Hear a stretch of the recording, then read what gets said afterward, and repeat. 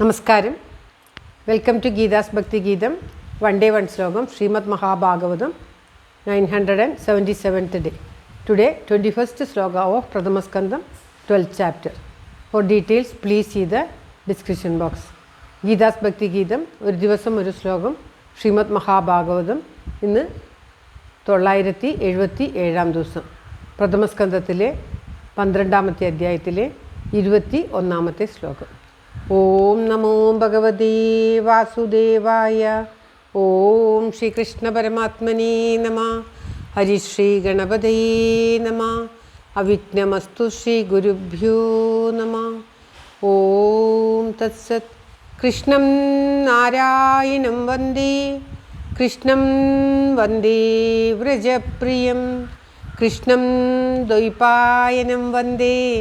കൃഷ്ണം വന്ദേ പൃഥാസുതം. ശ്രീപരമാനന്ദനാഥനായി അദ്വൈതദീപമായി മോക്ഷേക്ഷു വൃന്ദമന്ദാരമായി കാരുണ്യവാരിധിയായി വിഭൂദേശനാം നാരായണൻ മമ മന്ദത മാറ്റണം. ഓം തത്സത്.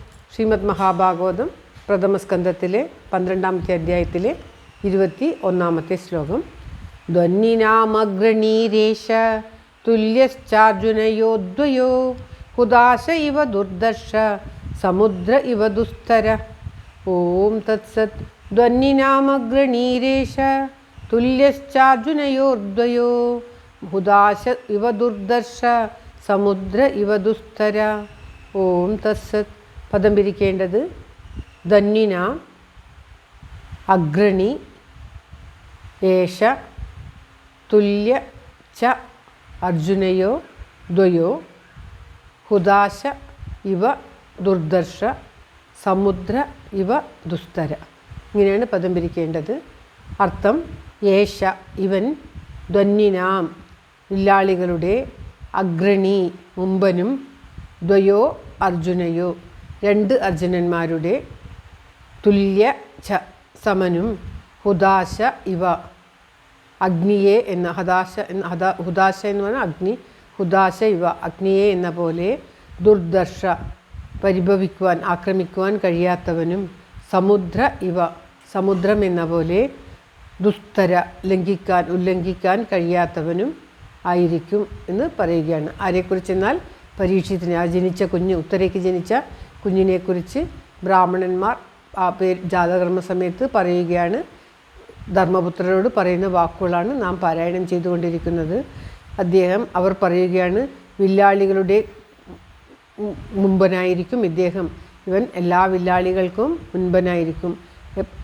അതായത് അർജുനയോ രണ്ട് അർജുനന്മാരുടെ, ദ്വയോ അർജുനയോ രണ്ട് അർജുനൻ, കാർത്തവീര്യാർജുനനും ഈ അർജുനനും, അദ്ദേഹത്തിൻ്റെ ഈ കുഞ്ഞിൻ്റെ തന്നെ അച്ഛനായ ധർമ്മപുത്രരുടെ സഹോദരനായ അർജുനനും, ഈ രണ്ട് അർജുനന്മാർക്കും സമനും അഗ്രഗണ്യനുമായിരിക്കും ഈ ശിശു.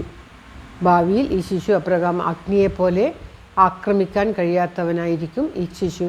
അഗ്നിയെ നമുക്ക് അങ്ങോട്ട് ആക്രമിക്കാൻ സാധിക്കുകയില്ല.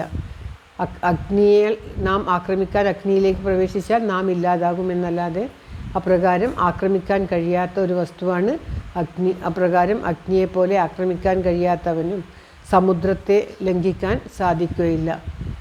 കാണാൻ കഴിയാത്ത അത്ര ദൂരമുള്ള കരയുള്ള ആ സമുദ്രത്തെ ലംഘിക്കുക എന്നുള്ളത് സാധാരണ വിഷയമല്ല. നമുക്ക് സാധാരണ മനുഷ്യന് ലംഘിക്കാൻ കഴിയില്ല. അപ്രകാരം ലംഘിക്കാൻ കഴിയാത്ത സമുദ്രത്തെ പോലെ ഇദ്ദേഹത്തിൻ്റെ ആജ്ഞയെ ആർക്കും നിരസിക്കാൻ കഴിയില്ല. ഇദ്ദേഹത്തെ ആർക്കും നിരസിക്കാൻ പറ്റില്ല എന്നുള്ള മാതിരി പറയുകയാണ്. അഗ്നിയെപ്പോലെ ഇവൻ ലംഘിക്കാൻ സാധിക്കാത്തവനുമായിരിക്കും ഈ രാജാവിൻ്റെ, അതായത് ഈ പരീക്ഷിത്ത്, ഭാവിയിൽ വിഷ്ണുരാധൻ പരീക്ഷിത്ത് എന്നൊക്കെ പേരിൽ അറിയപ്പെടുന്ന ഇദ്ദേഹത്തിൻ്റെ ആജ്ഞയെ ആർക്കും ലംഘിക്കുവാൻ സാധിക്കുകയില്ല. അപ്രകാരമുള്ള ഒരു ശിശുവാണിത്. ഭാവിയിൽ ഈ ശിശു ഇപ്രകാരമായി തീരും എന്ന് ആ ബ്രാഹ്മണർ ധർമ്മപുത്രർക്ക് പറഞ്ഞു കൊടുക്കുകയാണ്. ശ്ലോകം ഒരിക്കൽ കൂടി. ധ്വന്നിനാമഗ്രണീരേഷ തുല്യശ്ചാർജുനയോർദ്വയോ ഹുദാശ ഇവ ദുർദർശ സമുദ്ര ഇവ ദുസ്തര. ഓം തത്സത്. സർവത്ര ഗോവിന്ദനാമ സങ്കീർത്തനം. ഗോവിന്ദ ഗോവിന്ദ. എല്ലാവരുടെയും നന്മയ്ക്കും ആയുരാരോഗ്യ സൗഖ്യത്തിനുമായി പ്രാർത്ഥിച്ചുകൊണ്ട് ശ്ലോകം ഭഗവാന്റെ തൃക്കാൽക്കൽ സമർപ്പിക്കുന്നു. Geetha Rajan. Thank you for watching. All the best. Have A very very nice day. God bless you. ദൈവം അനുഗ്രഹിക്കട്ടെ. എല്ലാവർക്കും എല്ലാവിധ ആയുരാരോഗ്യ സൗഖ്യവും നന്മയും ഉണ്ടാകട്ടെ. ഓം തത്സത്.